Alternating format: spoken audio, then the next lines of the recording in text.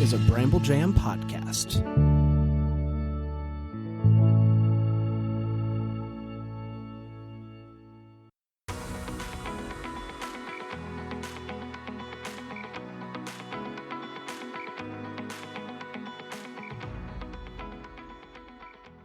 Welcome to Girls Gone Hallmark, a Hallmark review podcast. I'm Megan, and I'm a longtime Hallmark fan. I'm Wendy. I'm a former Hallmark hater. On today's episode, we are wrapping up our review of Merry Thanksgiving Weekend movies with The Christmas Cup, which originally aired on Hallmark on Sunday, November 30th, and is currently available to stream, you know where, on Hallmark Plus. I feel like the tone right now of our voices is giving drift off into a night sleep. You know what I mean? Like there could be real money to be made there. Do we need to make a sleep podcast where we just read Hallmark movie synopses? Maybe. And we just read through the IMDb's starring Ashley Williams, who was also in Wendy's. I don't hate that idea. I don't think that's the best idea she's ever heard. I don't hate that idea at all. People have made money in stranger ways. Yeah, but my voice isn't really like soothing. It's like screechy and mine isn't either, but you notice how I'm making it that way? I can hear it. Yeah, I'm aware. I'm sitting across the table from you right now. No, I'm doing it on purpose right now because sometimes I listen back and I'm like, Megan, shh, oh my gosh, you're so annoying.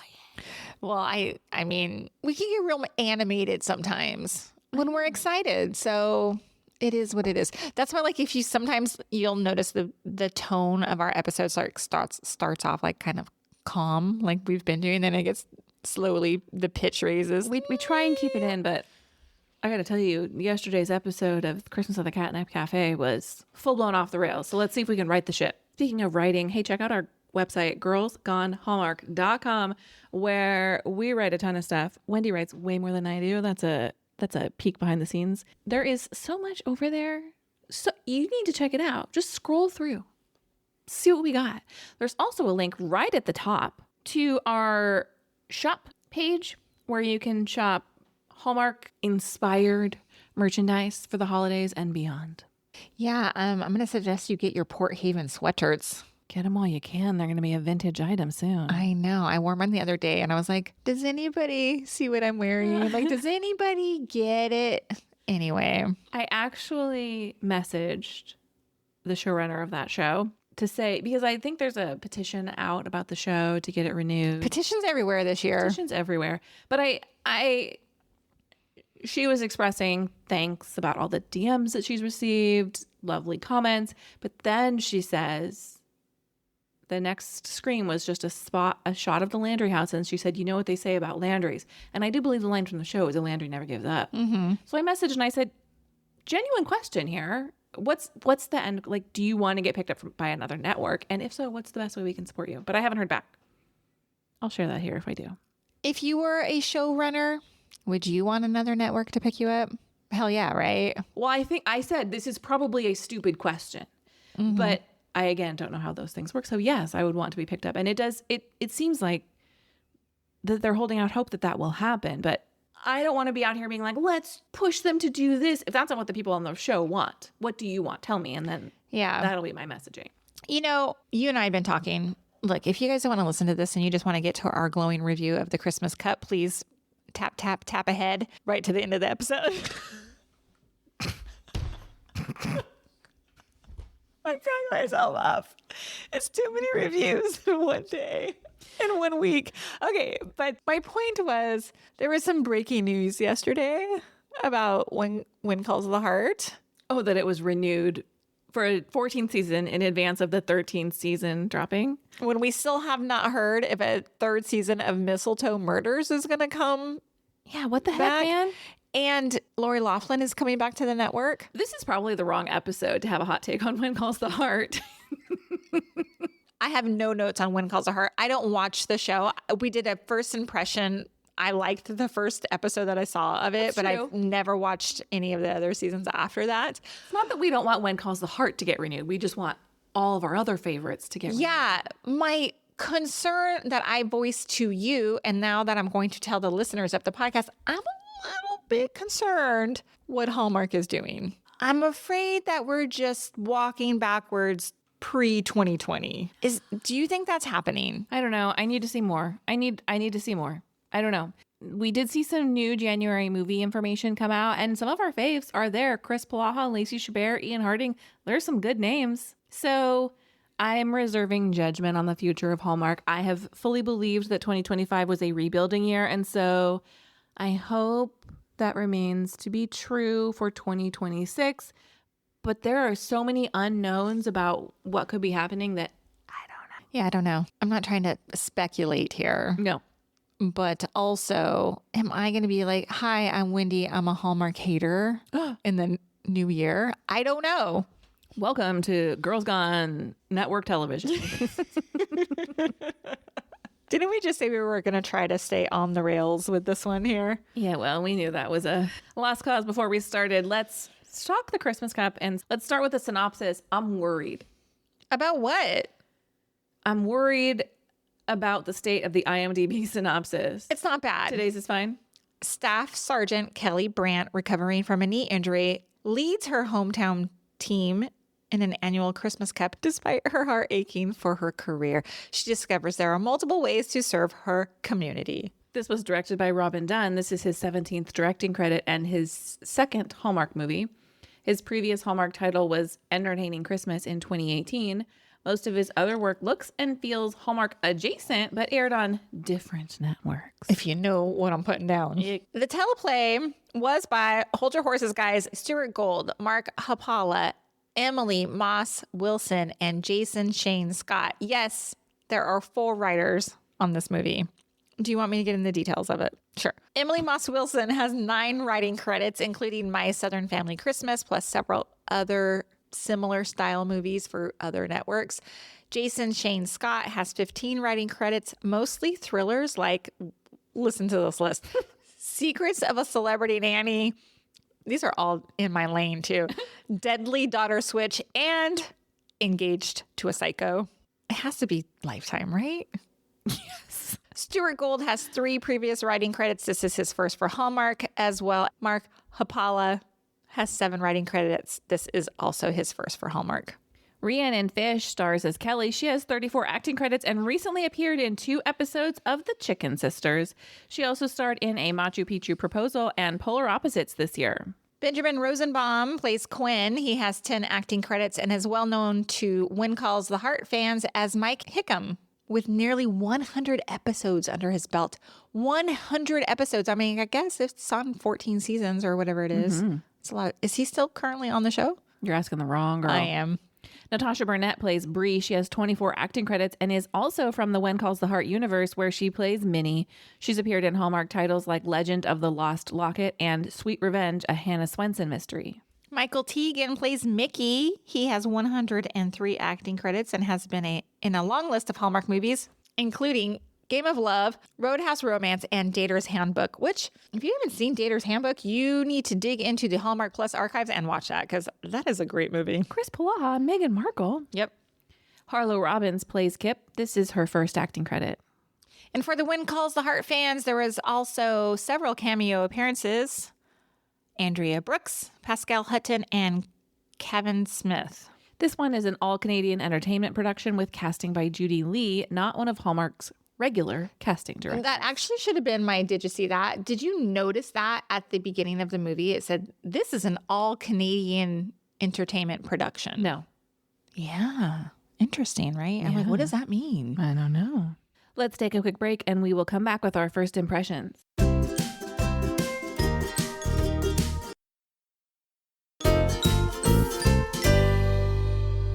Hey, Wendy, what was your first impression of the Christmas Cup? After a weekend of Hallmark bangers, this one arrived with the energy of a movie that I thought was airing on a Tuesday in June. My first impression is maybe it would have helped if we were Hardys. Maybe it would have helped if we were Hardys. Mm-hmm. Well, let's talk what we liked about this movie. This movie was perfectly fine. Fine is what I can muster from it. Yeah. I think I was a little bit disappointed. Like, this was their, like, button to the weekend. Yeah. There was nothing offensive. There's nothing chaotic. It feels, well, okay, chaotic in terms of It's not full of hijinks. It's not. It's yeah. I mean, there's like stupid stuff that I'm not enjoying watching. But my point is like there's nothing offensive about it. I truly think this movie should have been on another network. Mm-hmm. It was like way safe. Mm-hmm.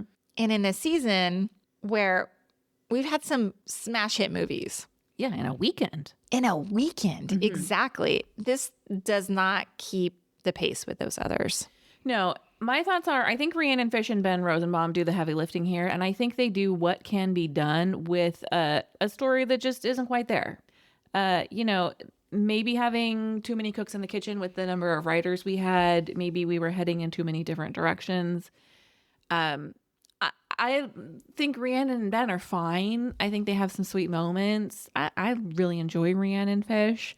Maybe this wasn't the role for her, but I think I have some things to say about the tone of this movie, but I think you could see the emotional conflict, the inner turmoil she was going through in terms of the life changes she was going to have to make and the way some things were out of her control. That was the best part of the movie. Yeah. For me, that was the best part of the movie. I was like, those emotional beats where she was like in this transition of, I've been hurt. Now my career is in jeopardy. What am I going to do next? That was the good stuff of the movie. And I thought she, as an actor, handled that stuff really well. Mm-hmm. All the other nonsense in this movie didn't work for me. Right. Is there anything else you liked? I do believe that this, quote, Christmas cup concept had potential. Yes. If you think about last year's 'Twas the Date Before Christmas, they had like a family Olympics. Oh, yeah. And that was very enjoyable to watch. This could have been that. It just didn't get there for me. There's some funny dialogue in this movie. I like when her dad says, say hello to Captain Hot Pants for me. When Kevin and Pascal have their on-screen cameo and they realize they know each other. How long has it been? Like a century? I laughed out loud. That was funny. I thought that their little meet cute on there was real cute. Really cute. It was like one of my favorite highlights, to be honest. When Rhiannon and Ben's characters are at the firehouse and they're going to wrap gifts, he goes, should we make some Christmas magic? And Kelly pauses. It has real... This is where the magic happens from MTV Cribs all over it. I just thought it was funny. He goes, wrap some presents. I thought it was funny. I thought it was a little wink and a nod right there. Do you want to move on to wishes? I do. Okay. Why don't you start us off? While I realize I do need to suspend disbelief to watch some Hallmark movies, personally for me, when the conflict revolves around characters that are like cartoon supervillains, it begins to defy believability. I'm talking about lady? Mayor Sheila and her daughter Penelope. Mm-hmm. These are not how real people behave. Yeah, let's hope not. Not in our lives. I just don't believe. I think there are genuinely bad, mean, snide people, but I felt like it had the like aspect to it, and I wasn't quite there. Also, back to my first impression, I think if I were a Hardy, I would have had my Peter Benson style moments watching this movie. It's Kevin Smith, right? Yeah. With many of the actors, alas, I am not. And so I missed those moments. Yeah, I would love to hear from like the Hardys, like email us, girlsgonehallmark@gmail.com. Like, was this awesome for you? Because there were so many of your faves popping up in it. I have a couple more. Do you want me to wrap it up? Yeah, go ahead. So they give a lot of weight to the Christmas cup in this movie as if it's this big, meaningful thing and about her mom used to lead the team and she's taking on this big role. And yet the Christmas of itself, it's chugging eggnog and snowball fight. The tone of the Christmas cup and the tone of the way they talk about the Christmas cup do not match. Yeah, I agree with you. All that hijinks, the silly stuff with the Christmas cup, the eggnog chugging, the girl desperately wanting to sing. However, when the other town's guy gets up and does a beautiful silent night, pretty funny. Yeah. But the rest of it, yeah, all that competition prep stuff, like, I don't know how to undo the tangled lights. Wants to make my head explode. Yeah, and finally, Brie's restaurant situation, her speech about why she couldn't sell her restaurant. She's trying to explain to Kelly why it would be important, why she needs to invest in the town and come home. She's like, that's why I couldn't sell my restaurant. I would have been giving up on my family. And sometimes plans change. Yeah. Life circumstances, life throws things at you. Kelly didn't anticipate getting injured. She didn't anticipate this career change. She didn't anticipate having to make these decisions. It's just a little heavy-handed. I have a couple questions for you. Yes. When we heard this movie was coming out, we're like, Rhiannon Fish as a Former military service person. personnel. I'm like, I don't buy it at all. Right. I kind of bought it. Yeah, me too. A little bit. Me too. Coming home and she's like in the uniform and all that stuff, and she's real sweet to that little girl that's like, thank you for your service. Real sweet like scene. That was really sweet. Loved that. Like, I kind of bought it. I think maybe I was like expecting something else. So I was pleasantly surprised by that part of it. I did read some things. I don't know if it was on Reddit or Facebook or where, but they said some of the uniform was... Oh, it's all on my Digicy. Okay, well, we're going to wait to that then. One of my biggest wishes is that I didn't really buy into the romance between Kelly and Quinn. Yeah. Like, there was like nothing there. And that scene where he overhears, classic trope, but he overhears Kelly and the friend talking. Yes. Like, the friend is giving her a hard time. Like, you're going to leave? Like, don't you want to see where this goes with this guy? I'm like, no. But Kelly's line is like, he's practically a stranger. I was like, ouch. Yeah, that hurts. I didn't like that because the idea is supposed to be like, that trope is supposed to be like, you misunderstood. Yeah. He didn't misunderstand her. Nope. She just said, we're just friends. He's a stranger. And then she has to go back to him and be like, well, I didn't mean what I said. Yeah. But you did say it. He didn't misunderstand. Nope. Yeah, exactly. But regardless, there was Right. no. Like, if you want to see sparks fly off the TV screen, watch Rhiannon Fish and Tyler Hines in a picture of her. Every time. They're so good. Yeah. But this They was were so not. good. I was convinced they were dating in real life. Yeah, I know. I remember. Yeah. So anyway, that's it. Well, let's talk. Did you see that? The Christmas Cup happens on Christmas Day. I don't even think I knew that. That's like your biggest pet peeve. Something hate happening that. on Christmas Eve or Christmas I'm Day. not participating in a town competition on Christmas Day. I'm also not participating in any competition on Christmas Day. I want to stay in my pajamas. I want to open presents, eat food, enjoy my home with my children and my family and my dogs. Totally. Hold on, I'm sorry. If I married into a family that was like, we participate in competitions on Christmas Day, I'd be like, I'm out. Goodbye. Speaking of, did you see the TikTok? You know what I'm going to say. Let's talk about it. Of the family that pranked the fiance of the brother saying, we're a turkey trot family. And she goes all in. She trains. She buys a cute Thanksgiving sparkle skirt. They got shirts made. And then they're taking the picture and they're like, just kidding. Yeah, did you see her face? They're like, she loves pranks. Nope. This is she what I would have hates done. you. I would have been. I would end that I think relationship. I would have gone home. I would have ended the relationship. In my 20s, I probably would have just sat there. But now, Yeah. no. I'd be like, this is a sign of things to come. Totally. Pranks are not funny, especially when it's at someone else. There's a way to do a prank that's harmless. This wasn't it. No, I this agree. Was at her. This is the family you're marrying into. Yeah, nope. Red flags. Runaway bride, girl. Run. I would have been like, watch me run. Bye. Right out of your lives, guys. Yes. Okay. If you go on IMDb or Reddit, there are so many comments about how they did things incorrectly. This IMDb comment says, the uniform is so far from a proper military, let alone U.S. Marine Corps uniform, that I had to leave the room until she changed. Oh. Stripes? Wrong. Wrong uniform pants. No tie with jacket. Wrong jacket. The cover had no USMC emblem. Please, please, please represent and honor our veterans with the proper attire. That feels like a fair ask. Then listener Paula. I knew Paula would write in.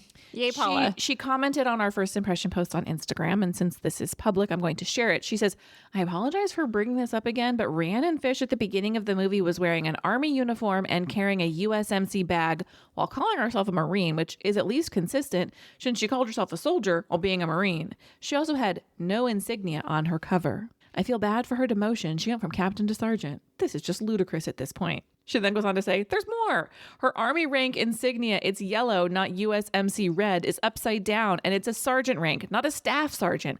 Both services have the point facing up, Navy has the point down. Oh, wow. It feels like the bare minimum to me to do this research.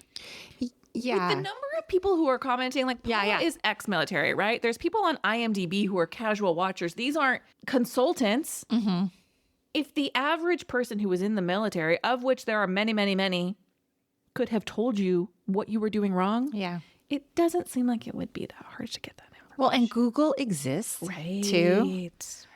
But how, if you're doing a movie with such a heavy military influence, I think you would go to an expert, a consultant. Hey, let's get this one detail right, because it matters to the people who belong to these things, right? Yeah, I think that's sloppy work. I have one more. Did you see that? Yeah. It's not that exciting, but they surprised Kelly with a cake at the end that says like Aloha Kelly on it. Legit stickers for the writing on the cake. Stickers. Sparkly stickers I would have got at my local craft store. Yeah. Bad. Who shuts down a party? Who shows up at a random party for a returning service member and is like, you're over fire code. Get out. No, I know. Get out. Dumb. I also laughed. We almost have 1,000 subscribers on our YouTube channel, and now I'm a restaurant-worthy chef. I did enjoy the silliness with that dad. As someone who's made YouTube videos, like the grind is hard, guys. So You respect the hustle. I did. Okay, what did you rate the Christmas cup? Sadly, 2 stars. Me too. Thanks for listening to this episode of Girls Gone Hallmark, a Bramble Jam podcast. That's a wrap on our Merry Thanksgiving reviews, but today is a 2-episode day, so make sure you check for the listener mailbag episode that is also dropping. We'll be back next time with more Hallmark reviews. Goodbye. Bye.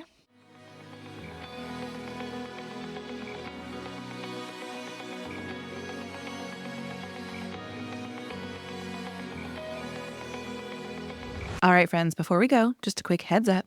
You're about to hear some ads. These little gems help us keep the show running and the Hallmark love flowing. So do with that info what you will. Grab a snack, hit the skip button, or maybe, just maybe, listen in and discover your new favorite product. Bye.